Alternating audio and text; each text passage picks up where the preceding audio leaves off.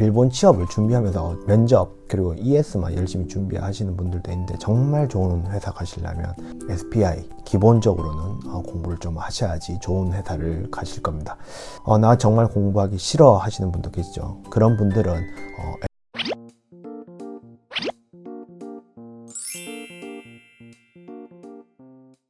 그리고 비언어 부분하고 언어 부분을 사실상 제외한 성격 테스트가 저는 가장 중요한 회사가 여러분을 판단하는 기준이 아닐까라고 생각을 합니다. 일본 회사도 물론이고 어느 나라 회사도 물론이지만 그 나라 그 회사의 사풍이라는 게 있죠. 그 사풍과 이 아이가 우리 회사에 들어오면 개판 치지 않을까라든지 여러 가지 판단을 할 수 있는 것이 바로 면접 그리고 성격 테스트이기 때문에 개인적으로는 성격 테스트가 비언어 부분이나 언어 부분보다 훨씬 중요한 면접 그리고 취업 성공의 키를 가지고 있지 않나라고 저는 생각을 합니다. 일본 SPI 성격 문제는 크게 300문항 정도로 만들어져 있습니다. 적합하냐 아니면 어느 쪽이 더 나와 비슷하다 라든지 어느 쪽도 나와 비슷하지 않다 그리고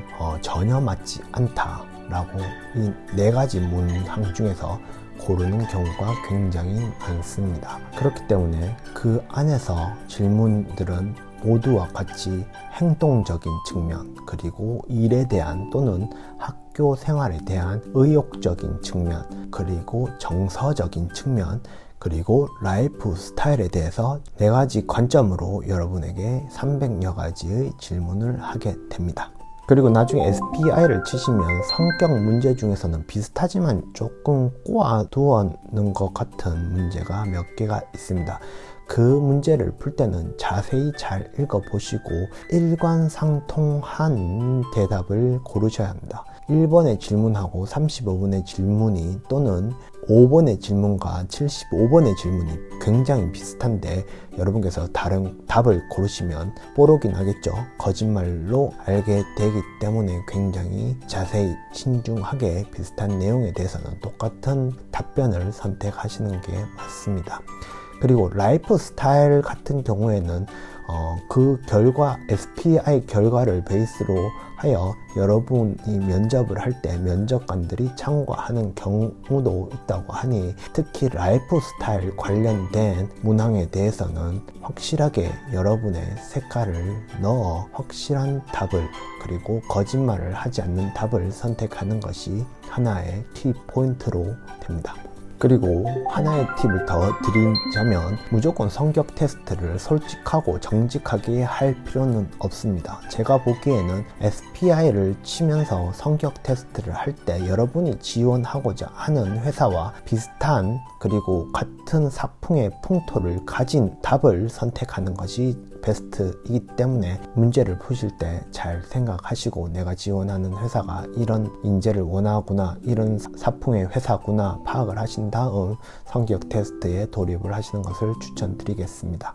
그리고 저도 역시 SPI를 굉장히 잘 치고 성적은 몰라요. 점수는 발표가 안 되니까. 저 같은 경우는 SPI를 한 번도 떨어진 적이 없습니다. 저 같은 경우에는 다른 분들도 그러더라고요. 굉장히 빨리 시험을 쳐야 됩니다. 느긋느긋하게 치시면 안 돼요. 많은 문제를 빠른 시간에 풀 수 있는 그런 훈련을 계속 하시는 것을 또 다른 팁으로 드리겠습니다. 그리고 또 다른 팁은 정말 많이 푸셔야 돼요. 정말 많이 푸셔야 돼요.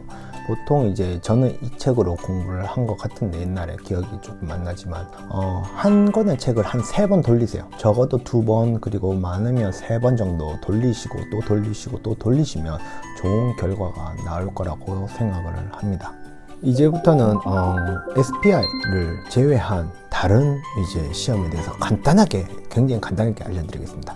그렇기 때문에 지원하시는 회사가 SPI를 원하는지 아니면 지금부터 설명드리는 시험들을 원하는지 또 잘 파악하셔서 준비를 하시길 바랍니다.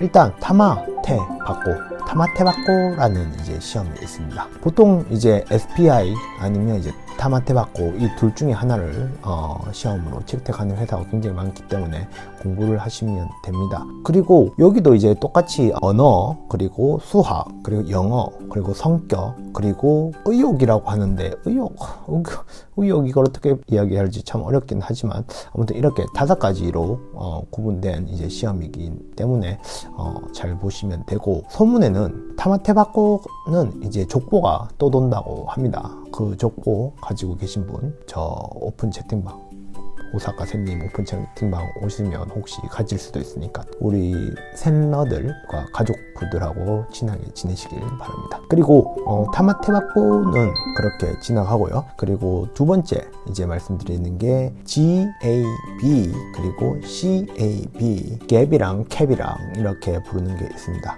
이거는 이제 HL4라고 하는 회사가 이제 만든 시험이고, SPI 다음으로 가장 큰 쉐어를 가지고 있기도 합니다. 방금 말씀드린 GAB는 이제 종합직, 그리고 CAP는 SE나 프로그래밍 하는 쪽, 그리고 IT 쪽 관련된 분들이 보는 시험이기도 하니 한번 확인을 해 주시면 감사드리겠습니다. 그리고 마지막으로 TG 웹 테스트라고 있습니다. 이거는 저는 한 번도 본 적이 없지만 이제 휴머니즈 회사라는 이제 회사가 만든 이제 웹 테스트인데, 여기도 이제 일반적인 이제 웹 테스트이고, 그리고 굉장히 뭐라죠? 저도 소문만 듣고 이제 인터넷 내용을 보면 생소한 내용이 굉장히 많다고 합니다.